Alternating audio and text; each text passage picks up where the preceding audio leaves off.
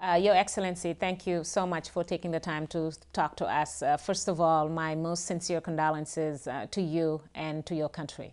Thank you very much, and we're glad that you've given us this opportunity to speak to you. We've been hearing a lot about President Sata's admirers and critics since he passed away. To you, what kind of leader, what kind of person was he? President Michael Sata was a visionary leader.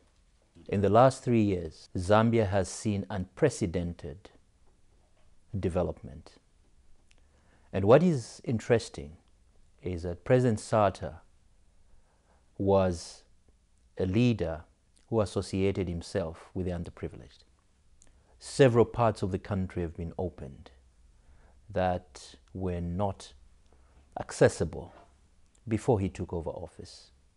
These have been opened up under a program that he launched called Link 8000 to basically upgrade and of course bring on stream new roads of bituminous standard.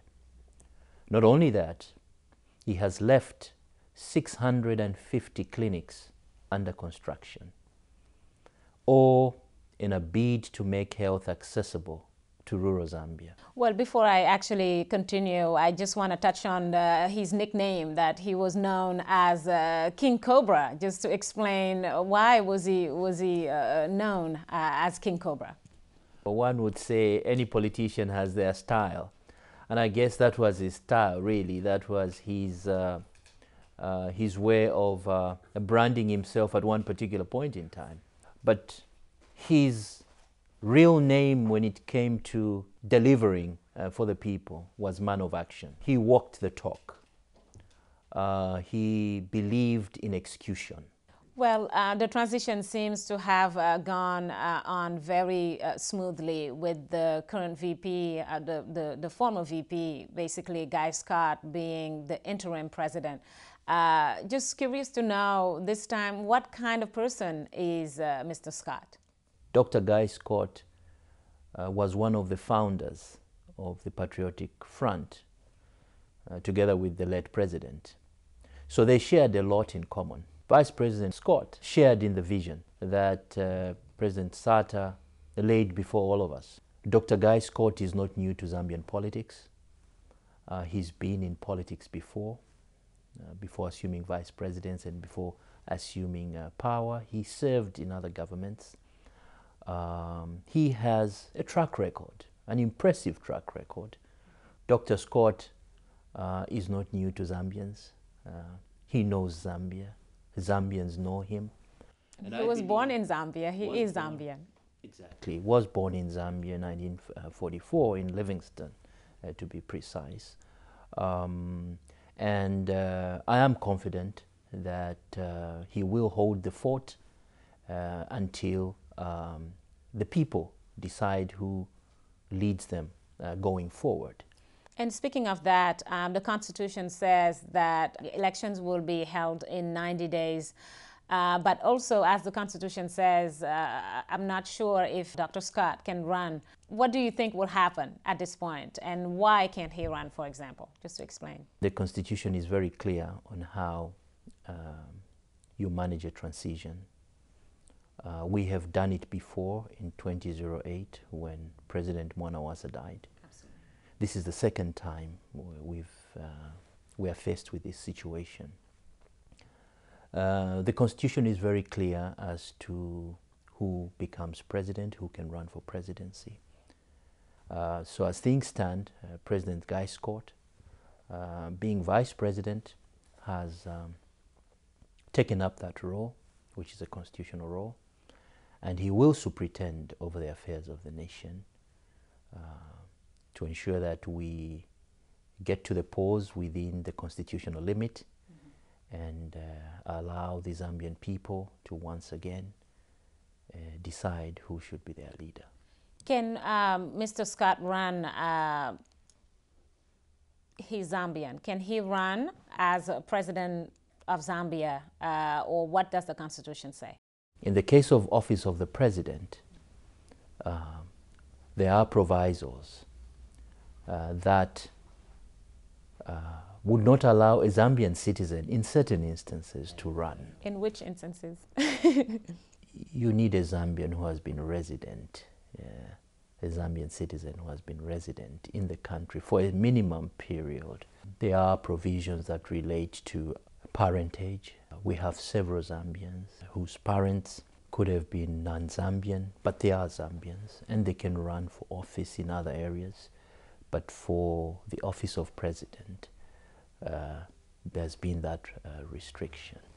Well, I want to just touch on elections. 90 days comes very quickly, and although it's a very tragic news to lose a president, a leader, but we've also known that your president have been sick for a while. Maybe, I mean, is there anybody in mind in his party who can take over and run the party and run for election? I mean, your thought on it? At the end of the day, what we are all looking forward to is to use this opportunity to entrench democracy and the rule of law. And this is what we're expecting, and we are confident that Zambians will rise to the occasion. The best man will carry the day within their parties, and whoever is nominated for any party will run, and we believe that the best person or the desired person will carry the presidential by-election. Well, speaking of that, and I just want to address Mr. Scott becoming the first, I know race shouldn't matter, I mean, certainly, but I'm just, from hearing and from reading and reactions and everything like that, do Zambians care who becomes their president when it comes to skin color? Skin has never been a factor in Zambia. We're a multiracial society, of course predominantly black, but just to demonstrate that race does not count, Vice President Scott has held a rural constituency before, predominantly black, which was once held by the former president, called Mpika Central. This is a rural constituency, and he's held it before, meaning people were able to vote for him as early as the early 90s. Acting President Guy Scott is currently Member of Parliament of Lusaka Central, the hub of the city, which has a very high population. And again, he won. So color for the Zambian people does not matter. I think what matters is the individual. For us, we respect human dignity, we respect humanity and what humanity can do for society. But let me address Africa in general and our leaders. This is not the first time Zambia has gone through a leader being in office and dying. Other countries have gone through it. Nigeria has had that. I think we've had Ghana. Some critics for Zambia say that basically the president has been sick for a while and that they feel like they've been kept in the dark. Our statute book is quite comprehensive when it comes to protocols or procedures for handling various situations. And the office of president is not exempt from that. Should a situation arise of incapacity, we have sufficient legislation.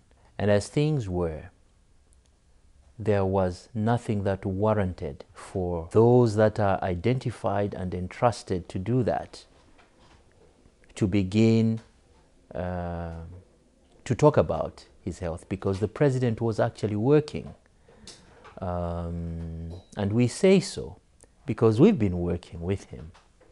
Good luck with everything, Your Excellency, and thank you again for taking the time to talk to us. Thank you so much. Thank you.